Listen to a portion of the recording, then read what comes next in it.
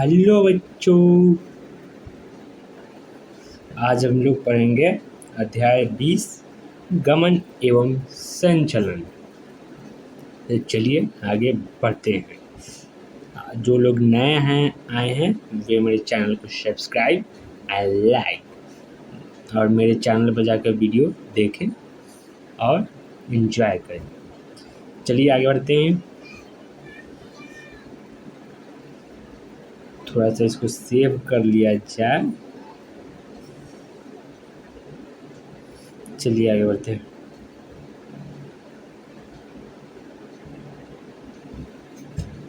अध्याय 20 गमन एवं संचलन। संचलन जीव की एक महत्वपूर्ण विशेषता है। जंतुओं एवं पादपों में अनेकों तरह के संचलन होते हैं। अमीबा सदृश एक कोशिकीय जीव में जीव द्रव्य का प्रवाही संचलन इसका एक साधारण रूप है। कई जीव पश्चाप, कसाव और स्पर्शक द्वारा संचलन दर्शाते हैं। मनुष्य अपने पाद, जबड़े, फलक, जिह्वा आदि को गतिशील कर सकता है। कुछ संचलनों में स्थान या स्थिति परिवर्तन होता है। ऐसे ऐच्छिक संचलनों को गमन कहते हैं। टहलना, दौड़ना, चढ़ना, उड़ना, तैरना आदि सब भी गमन या संचलन के ही कुछ रूप हैं। चलन संरचनाओं का अन्य प्रकार की गति में संलग्न संरचनाओं से भिन्न होना आवश्यक नहीं है। उदाहरण के लिए पैरामीशियम में पश्चाप, भोजन की कोशिका, ग्रसनी में प्रवाह और चलन दोनों कार्य होते हैं। हाइड्रा अपने स्पर्शक शिकार पकड़ने और चलन दोनों के लिए प्रयोग कर सकता है। हम अपने पाद शरीर की मुद्रा बदलने के लिए प्रयोग में लाते हैं और चलन के लिए भी। उपर्युक्त प्रेक्षणों से संकेत मिलता है कि गति और चलन का पृथक रूप से अध्ययन नहीं किया जा सकता। दोनों के संबंध में इस युक्ति में समाहित किया जा सकता है। सभी चलन गति होते हैं, लेकिन सभी गति चलन नहीं होते। जंतुओं के चलन के तरीकों परिस्थिति की मांग और आवास के अनुरूप बदलते हैं। फिर भी चलन की क्रिया प्रायः भोजन, आश्रय, साथी, अनुकूल प्रजनन स्थल, अनुकूल प्राकृतिक स्थिति की तलाश या शत्रुओं या भक्षियों से पलायन के लिए की जाती है। अब गति के प्रकार। मानव शरीर की कोशिकाएं मुख्यतः 3 प्रकार की गति दर्शाती है, यथा अमीबीय, पश्चापीय, पेशीय। अपने अध्याय 8 में पढ़ा है कि पश्चाप एवं कशाविका कोशिका झिल्ली की अपवृद्धि है। कशाविका गति शुक्राणुओं को तैरने में सहायता करती है। स्पंज के नाल तंत्र में जल संचारण को बनाए रखती है तथा यूग्लिना जैसे प्रोटोजोआ में चलन का कार्य करती है। हमारे शरीर में कुछ विशिष्ट कोशिकाएं जैसे महाभक्षाणु और श्वेताणु रुधिर में अमीबीय गति प्रदर्शित करती है। यह क्रिया जीव द्रव्य की प्रवाही गति द्वारा कुक्कुट पाद बनाकर की जाती है। ब्रैकेट अमीबा सदृश कोशिका कंकाल तंत्र जैसे सूक्ष्म तंतु भी अमीबीय गति में सहयोगी होते हैं। हमारे अधिकांश नलिकाकर अंगों में जो पश्चाप उपभीति से स्तारित होते हैं, पश्चाप गति होती है। श्वास नली में पश्चापों की समन्वित गति से वायुमंडलीय वायु के साथ प्रवेश करने वाले धूल कणों एवं बाह्य पदार्थों को हटाने में मदद मिलती है। मादा प्रजनन मार्ग में डिंब का परिवहन पश्चाप गति की सहायता से ही होता है।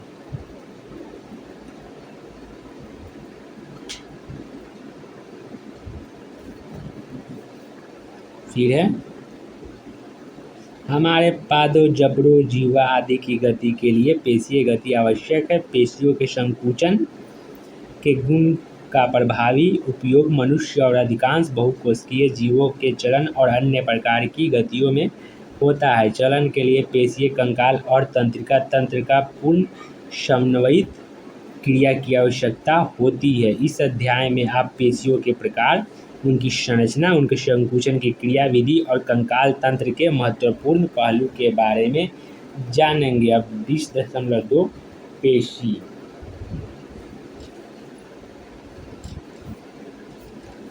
पेशी एक विशेष प्रकार का ऊतक है जिसकी उत्पत्ति अध्ययन जैन स्तर से होती है। एक वयस्क मनुष्य के शरीर में भार का 40 से 50% हिस्सा पेशियों का होता है। इनके कई विशेष गुण होते हैं, जैसे उत्तेजनशीलता, संकुचनशीलता, प्रसार एवं प्रत्यास्थता। पेशियों को भिन्न भिन्न आधारों पर वर्गीकृत किया गया है, जैसे स्थापन, रंग, रूप और उनकी क्रिया का नियमन पद्धति। स्थापन के आधार पर 3 प्रकार की पेशियाँ पाई जाती है। पहला कंकाल, दूसरा अतरंग और तीसरा हृदय। कंकाल पेशियाँ शारीरिक कंकाल अवयवों के निकट संपर्क में होती है। सूक्ष्मदर्शी द्वारा देखने पर इनमें धारियाँ दिखती है, अतः इन्हें रेखित पेशी कहते हैं। चूँकि इनकी क्रियाओं का तंत्रिका तंत्र द्वारा ऐच्छिक नियंत्रण होता है, अतः इन्हें ऐच्छिक पेशी भी कहते हैं। ये मुख्य रूप से चलन क्रिया और शारीरिक मुद्रा बदलने में सहायक होती है। अतरंग पेशियाँ शरीर के खोखले अतरंग अंगों जैसे हाड़, नाल, जनन मार्ग आदि की भीतरी भित्ति में स्थित होती है। ये आरेखित और चिकनी दिखती है, अतः इन्हें चिकनी पेशियाँ या आरेखित पेशी कहते हैं। इनकी क्रिया तंत्रिका तंत्र के ऐच्छिक नियंत्रण में नहीं होती, इसलिए ये अनैच्छिक पेशियाँ कही जाती है। ये पाचन मार्ग द्वारा, भोजन और जनन मार्ग द्वारा युग्मक के अभिगमन या परिवहन में सहायता करती है। जैसा कि नाम से ही विदित है, हृदय पेशी हृदय की पेशियाँ हैं। कई हृदय पेशी कोशिकाएं हृदय पेशी के संगठन के लिए शाश्वत रचना में एकत्रित होती है। रंग रूप के आधार पर हृदय पेशियाँ रेखित होती है। ये अनैच्छिक स्वभाव की होती है, क्योंकि तंत्रिका तंत्र इनकी क्रियाओं को सीधे नियंत्रित नहीं करता। कंकाल पेशी की संरचना और संकुचन क्रियाविधि को समझने के लिए हम इसका विस्तार से परीक्षण करेंगे। हमारे शरीर में प्रत्येक संगठित कंकाल पेशी कई पेशी बंडलों या पुल्लिकाओं की बनी होती है, जो संयुक्त रूप से कोलेजनी संयोजी ऊतक स्तर से घिरी रहती है, जैसे संपट या फैसिया कहते हैं, जिसे संपट फैसिया। प्रत्येक पेशी बंडल में कई पेशी रेशे होते हैं। प्रत्येक पेशी रेशा प्लाज्मा झिल्ली से विस्तारित होता है। पिक्चर देख लेते हैं। पेशी समूह तथा पेशी तंतु को दर्शाते हुए पेशी का अनुप्रस्थ काट। तो ये है पेशी तंतु, ये सार्कोप्लाज्मा, ये है रक्त कोशिका, ये वाला, और ये है फैसिकल या पुल्लिका है। चलिए आगे बढ़ते हैं। प्रत्येक पेशी रेशा प्लाज्मा झिल्ली से विस्तारित होते हैं, जिसे सार्कोप्लाज्मा कहते हैं। पेशी रेशा एक संकोशिका है, क्योंकि पेशी द्रव में कई केंद्रक होते हैं। अंतःद्रव जलिका अर्थात पेशी रेशों के पेशी द्रव जलिका सार्कोप्लाज्मिक रेटिक्यूलम कैल्शियम आयनों का भंडार गृह है। पेशी रेशा की एक विशेषता पेशी द्रव में समानांतर रूप से व्यवस्थित अनेक तंतुओं की उपस्थिति है, जिसे पेशी तंतु या मायोफिलामेंट पेशी तंतु या मायोफिब्रिल कहते हैं। प्रत्येक पेशी तंतु में क्रमवार गहरे एवं हल्के पट्ट या बैंड होते हैं।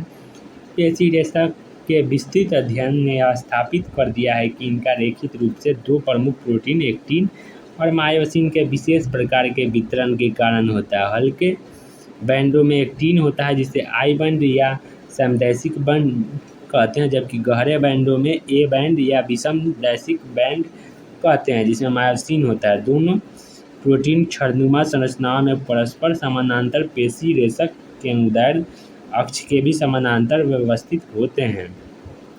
एक्टिन तंतु मायोसिन तंतु की तुलना में पतले होते हैं, अतः इन्हें क्रमशः पतले एवं मोटे तंतु कहते हैं। प्रत्येक आई बैंड के मध्य में इसे द्विविभाजित करने वाली एक प्रत्यास्थ रेखा होती है, जिसे जेड रेखा कहते हैं। पतले जेड रेखा से दृढ़ता से जुड़े होते हैं। पतले तंतु जेड रेखा से जुड़े होते हैं। ए बैंड के मोटे तंतु ए बैंड के मध्य में एक पतली रेशेदार झिल्ली, जिसे एम रेखा कहते हैं, द्वारा जुड़े होते हैं। पेशी रेशों की पूरी लंबाई में ए और आई बैंड एकांतर क्रम में व्यवस्थित होते हैं। दो अनुक्रमित जेड रेखाओं के बीच स्थित पेशी रेशा का भाग एक संकुचन कार्य इकाई बनाता है, जिसे सार्कोमियर कहते हैं। विश्राम की अवस्था में पतले तंतुओं के सिरे दोनों ओर के मोटे तंतुओं के बीच के भाग को छोड़कर स्वतंत्र सिरों पर अतिआच्छादित होते हैं। पतले तंतुओं के सिरे मोटे तंतुओं के सिरों के बीच में पाए जाते हैं। मोटे तंतुओं का केंद्रीय भाग, जो पतले तंतुओं से अति आच्छादित नहीं होता, एच क्षेत्र कहलाता है। अब है संकुचनशील प्रोटीन की संरचना। प्रत्येक एक्टिन या पतले तंतु एक दूसरे से सर्पिल रूप में कुंडलित दो एफ एक्टिनों का बना होता है। प्रत्येक एफ एक्टिन जी एक्टिन या गोलाकार एक्टिन इकाइयों का बहुलक है। एक दूसरे प्रोटीन ट्रोपोमायोसिन के दो तंतु एफ एक्टिन के निकट पूरी लंबाई में जाते हैं। एक जटिल ट्रोपोनिन प्रोटीन अणु ट्रोपोमायोसिन पर नियत अंतरालों पर पाई जाती है। विश्रामावस्था में ट्रोपोनिन की एक उप इकाई एक्टिन तंतुओं के मायोसिन के बंध बनाने वाले सक्रिय स्थानों को ढक कर रखती है। प्रत्येक मायोसिन या मोटे तंतु भी एक बहुलक प्रोटीन है। कई एकलकी प्रोटीन, जिसे मेरोमायोसिन कहते हैं, एक मोटा तंतु बनाती है। प्रत्येक मेरोमायोसिन के दो महत्वपूर्ण भाग होते हैं, एक छोटी भुजा सहित गोलाकार सिर तथा एक पूंछ। सिर को अब थोड़ा सा पिक्चर देख लेते हैं। और सार्कोमियर को दर्शाते हुए एक पेशी तंतु की संरचना, ऊपर वाला ये, और ये है बॉल, एक सार्कोमियर का आरेख। तो देखिए, ये Z Rekha, A band, I band, H क्षेत्र ये वाला, और ये सार्कोमियर है पूरा। सिर को एक छोटी वजह से सिर को भारी मायोसिन और पूंछ को हल्का मेरोमायोसिन कहते हैं। मेरोमायोसिन अवयव अर्थात सिर एवं छोटी भुजा पर नियत दूरी तथा आपस में एक नियत दूरी नियत कोण पर ए तंतु पर बाहर की तरफ उभरे होते हैं, जिसे क्रॉस भुजा या क्रॉस आर्म कहते हैं। गोलाकार शीर्ष एक सक्रिय एटीपेज एंजाइम, जिसे एटीपी के बंधन स्थान तथा एक्टिन के लिए सक्रिय स्थान होते हैं। अब है 20.3 का, और एक एक्टिन या पतला तंतु व एकल मायोसिन या मेरोमायोसिन। ये है एकल मायोसिन या मेरोमायोसिन। ये शीर्ष है, ये पूरा इसको क्रॉस भुजा है, और एक्टिन संयोजी, वही एक्टिन योजी स्थल है। ये है एटीपी योजी स्थल, और वो है एक्टिन का पतला तंतु ये वाला। तो ट्रोपोनिन ऊपर है, ट्रोपोमायोसिन ये रस्सी वाला लग रहा है, और ये एफ एक्टिन है, गोलाकार है जो एफ एक्टिन। चलिए आगे बढ़ते हैं। अब पेशी संकुचन की क्रियाविधि। पेशी संकुचन की क्रियाविधि को सर्पी तंतु सिद्धांत द्वारा अच्छी तरह से समझाया जा सकता है, जिसके अनुसार पेशी रेशों का संकुचन पतले तंतुओं के मोटे तंतुओं के ऊपर सरकने से होता है। केंद्रीय तंत्रिका तंत्र की प्रेरक तंत्रिका द्वारा एक संकेत प्रेषण से पेशी संकुचन का आरंभ होता है। एक प्रेरक न्यूरॉन तथा इससे पेशीय रेशे एक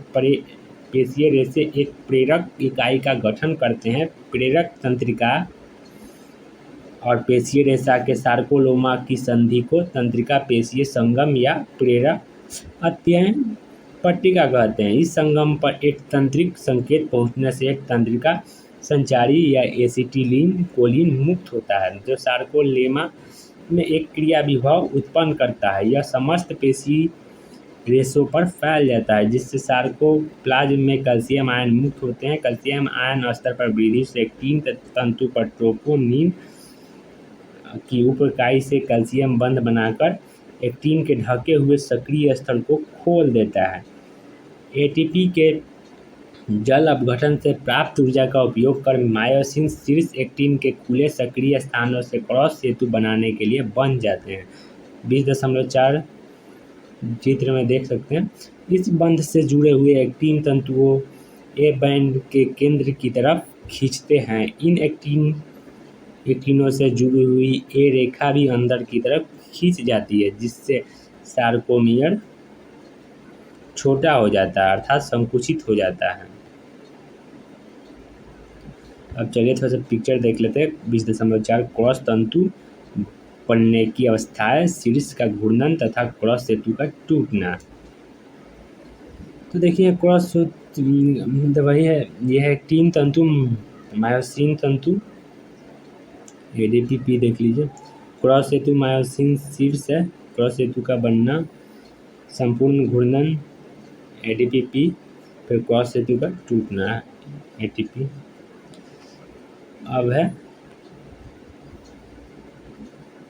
चलिए ऊपर के चरणों से स्पष्ट है कि पेशी के छोटे होते समय अर्थात संकुचन के समय आई बैंडों की लंबाई कम हो जाती है, जबकि ए बैंडों की लंबाई ज्यों के त्यों रहती है। एडीपी और पी2 मुक्त कर मायोसिन विश्राम अवस्था में वापस चला जाता है।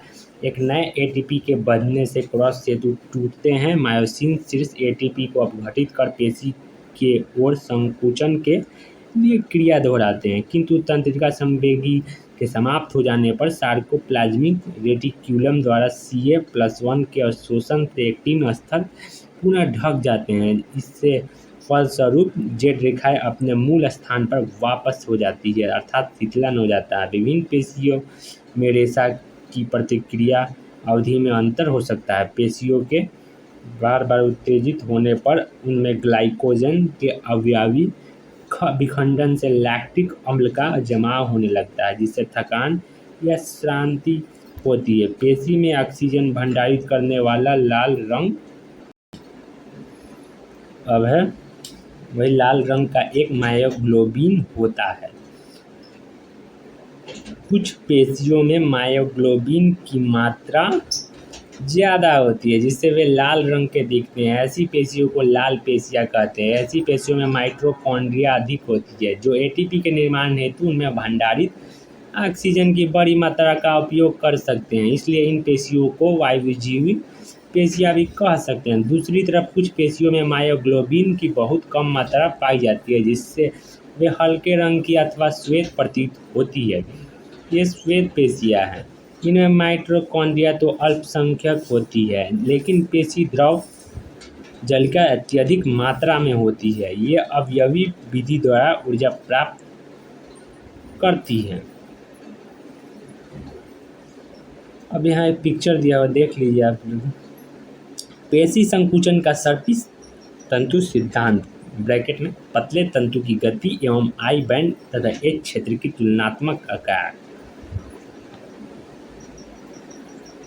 देखिए जब शिथिल होता है तो ये वाला होता है, जब संकुचित होता है तो ये वाला होता है, जब अधिकतम संकुचित होता है तो ये वाला होता है। चलिए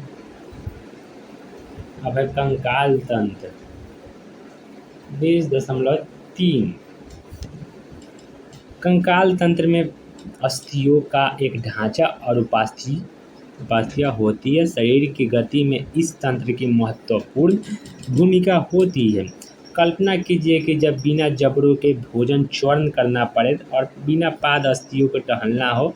अस्थि एवं उपास्थि विशेष प्रकार की संयोजी ऊतक। मैट्रिक्स में लवणों की उपस्थिति से अस्थियाँ कठोर होती है, जबकि कॉन्ड्रोइटिन लवण उपास्थियों के मैट्रिक्स को आनयन बनाते हैं।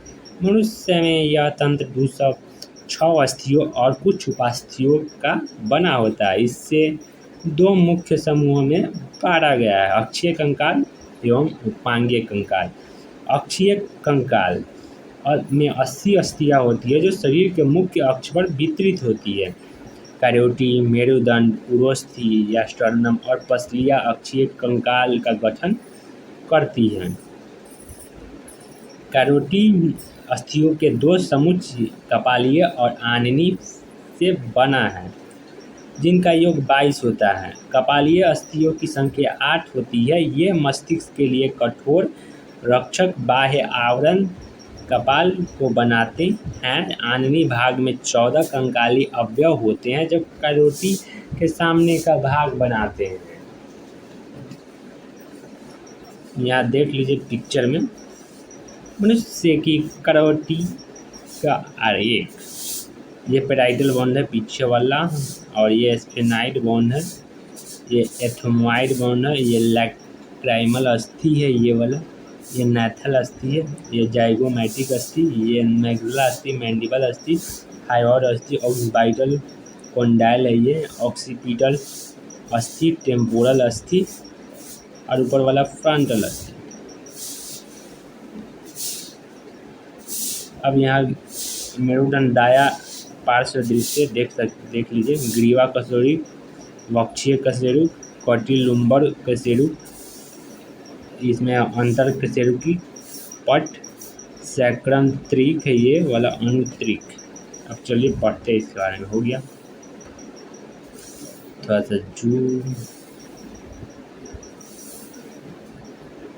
एक यू आकार की एकल अस्थि हायोइड बन मुख के गुहा के नीचे स्थित होती है। ठीक है, सही बात है। यह भी कपाल में ही सन्निहित है। प्रत्येक मध्यकर्ण में 3 छोटी अस्थियां होती है, माइलियस, इंकस एवं स्टेपिन। इन्हें सामूहिक रूप से कर्ण अस्थिकाय कहते हैं। कपाल भाग कशेरुक दंड के अग्रभाग के साथ 2 अनुकपाल अस्थिखंडों की सहायता से संधियोजन करता है। द्विकंधीय कैरोटिया डाइकोंडाइलिक स्कल। हमारा कशेरुक दंड क्रम में व्यवस्थित पृष्ठभाग में स्थित 26 इकाइयों का बना है, जिन्हें कशेरुक कहते हैं। यह कपाल के आधार से निकलता और धड़ भाग का मुख्य ढांचा तैयार करता है। प्रत्येक कशेरुक के बीच का भाग खोखला तंत्रिकीय नाल होता है, जिससे होकर मेरु रज्जु गुजरती है। प्रथम कशेरुक एटलस है और यह अनुकपाल अस्थिखंडों के साथ संधियोजन करता है। कशेरुक दंड कपाल की ओर से प्रारंभ करने पर ग्रीवा 7, वक्षीय 12, कटिपा स्त्रिक सेक्रमी 1 संयोजित और अनुत्रिक 1 संयोजित कशेरुकों में विभेदित होता है। ग्रीवा कशेरुक की संख्या मनुष्य सहित लगभग सभी स्तनधारियों में 7 होती है। कशेरुक दंड मेरुरज्जु की रक्षा करता है, सिर का आधार बनाते हैं और पसलियों तथा पीठ की पेशियों के संधि स्थल का निर्माण करते हैं। उर्वस्थि और वक्ष के मध्य अधर रेखा पर स्थित एक चपटी अस्थि है पसलिया। पसलिए की 12 जोड़ियां होती है। प्रत्येक पसली एक पतली चपटी अस्थि है जो पृष्ठ भागों में कशेरुक दंड और अधर भाग में उर्वस्थि के साथ जुड़ी होती है। इसके पृष्ठ सिरे पर 2 संधियोजन सतहें होते हैं, जिसके कारण इसे द्विशिरस्थ भी कहते हैं। प्रथम 7 जोड़ी पसलियों को वास्तविक पसलियाँ कहते हैं। पृष्ठ में ये वक्षीय कशेरुक और आधारीय भाग में उर्वस्थि से कचाप उपास्थि की सहायता से जुड़ी होती है। 8वीं, 9वीं, 10वीं जोड़ी पसलियाँ उर्वस्थि के साथ सीधे संधियोजित नहीं होती, बल्कि कचाप उपास्थि के सहयोग से 7वीं पसली से जुड़ती है। इन्हें वर्टिब्रोकॉन्ड्रल या कूट पसलियाँ कहते हैं। पसलियों को अंतिम 2 जोड़ियों 11वीं और 12वीं अधर में जुड़ी हुई नहीं होती, इसलिए इन्हें प्लावी पसलियाँ कहते हैं। वक्षीय कशेरुक पसलियाँ और उर्वस्थि मिलकर पसली पंजर की संरचना करते हैं। देख लेते हैं पसली का चित्र, पसली तथा पंजर। तो वास्तविक पसलियाँ ये हैं 7 तकले, और 8, 9, 10 तकले कूट पसलियाँ हैं, 11, 12 प्लावी, ये कशेरुक दंड, ये पसलियाँ, और यही कशेरुक दंड ये है, ये उर्वस्थि। यहाँ हाथ का भी देख लेते हैं, पढ़ना है तो। दाएं अंश मेखला और अग्रपाद अस्थियाँ सामने से अभिदर्शित। ये है क्लेविकल है, ये स्कैपुला है, ये ह्यूमरस है, रेडियस है, ये अल्ना है, ये कॉर्पल्स है, ये मेटाकॉर्पल्स है, और ये फाइलेंजेज है। चलिए पढ़ते हैं पादों की अस्थियाँ के बारे में। पादों की अस्थियाँ अपनी मेखला के साथ उपांगीय कंकाल बनाती है। प्रत्येक पाद में 30 अस्थियाँ पाई जाती है। अग्रपाद या भुजा की अस्थियाँ है, ह्यूमरस, रेडियस और अल्ना कॉर्पस। कलाई की अस्थियाँ संख्या में 8, मेटाकार्पस। हथेलियों की अस्थियाँ संख्या में 5 और फाइलेंजेज उंगलियों की अस्थियाँ संख्या में 14। फीमर उरु अस्थि सबसे लंबी अस्थि, टिबिया और फिबुला टॉर्सल्स ब्रैकेट टखनों की अस्थियाँ संख्या में 7, मेटाटार्सल संख्या में 5 और अंगुली अस्थियाँ फाइलेंजेज चित्र 20.10 में दर्शाया गया है। कप के आकार की एक अस्थि जिसे पटेला कहते हैं घुटने के अधर की ओर से ढकती है घुटना फलक। हंस और श्रोणी मेखला अस्थि हंस और श्रोणी मेखला अस्थियाँ अक्षीय कंकाल तथा क्रमशः अग्र एवं पक्ष पादों के बीच संधियोजन में सहायता करती है। प्रत्येक मेखला के 2 अर्धभाग होते हैं। अंश मेखला के प्रत्येक अर्धभाग में एक क्लेविकल एवं एक स्कैपुला होती है। स्कैपुला वक्ष के पृष्ठभाग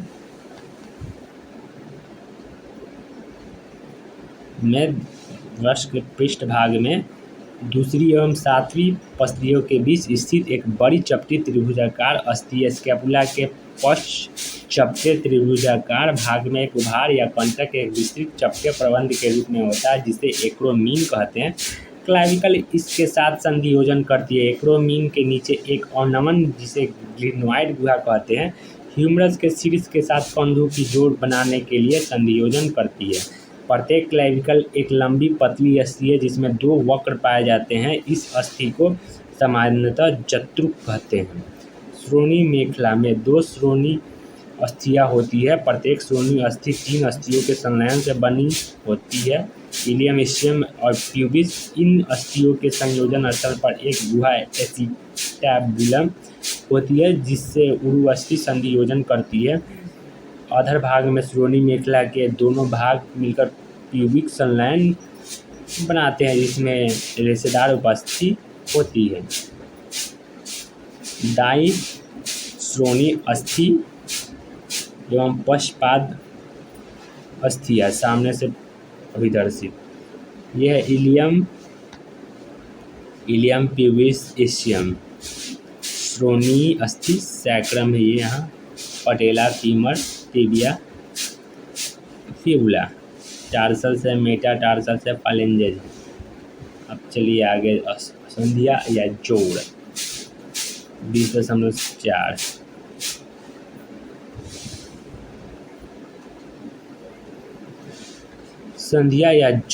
संधिया या जोड़ हर प्रकार की गति के लिए आवश्यक है जिसमें शरीर की अस्थियाँ सहयोगी होती है। चलन गति भी इसका अपवाद नहीं है।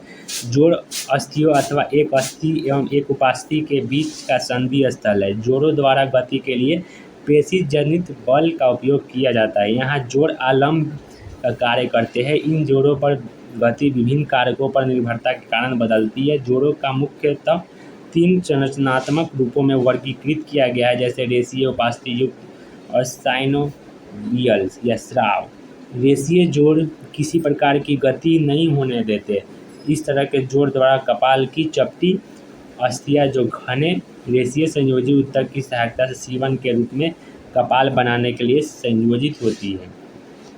अब है उपास्थि युक्त जोड़ों में अस्थियाँ आपस में उपास्थियों द्वारा जुड़ी होती है। कशेरुक दंड में 2 निकटवर्ती कशेरुक के बीच इस प्रकार के जोड़ जो सीमित गति होने देते हैं। अब है साइनोवियल जोड़ों की विशेषता।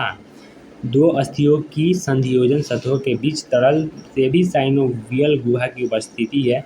इस तरह की व्यवस्था में पर्याप्त गति संभव है। ये जोड़ चलन सहित कई तरह की गति में सहायता करते हैं। कंदुक खलिका संधि ह्यूमरस और अंश मेखला के बीच, कब्जा संधि घुटना संधि भी कहते हैं, धुराग्र संधि, पाइवट संधि भी कहते हैं इसको, एटलस और अक्ष के बीच, विसर्पी संधि ग्लाइडिंग संधि कार्पल्स के बीच, और सैंडल जोड़ अंगूठे के कार्पल्स और मेटाकार्पल्स के बीच इनके कुछ उदाहरण हैं। पेशी और कंकाल तंत्र के विकार। माइस्थेनिया ग्रेविस एक स्वप्रतिरक्षा विकार है जो तंत्रिका पेशी संधि को प्रभावित करता है। इससे कमजोरी और कंकाली पेशियों का पक्षघात होता है। पेशीय दुष्पोषण विकारों के कारण कंकाल पेशी का अनुक्रमित हरासन। अपतानिक शरीर में कैल्शियम आयनों की कमी से पेशी में त्रिएंठन संधि शोथ जोड़ों की शोथ। अच्छी सुशीलता यह उम्र संबंधित विकार है जिसमें अस्थि के पदार्थों में कमी से अस्थि भंग की प्रबल संभावना है। एस्ट्रोजन स्तर में कमी इसका सामान्य कारक है। गार्ड जोड़ों में यूरिक अम्ल कणों के जमा होने के कारण जोड़ों की शोथ। आज के लिए इतना ही, कुछ गलती हुई तो माफ़ कर दीजिएगा।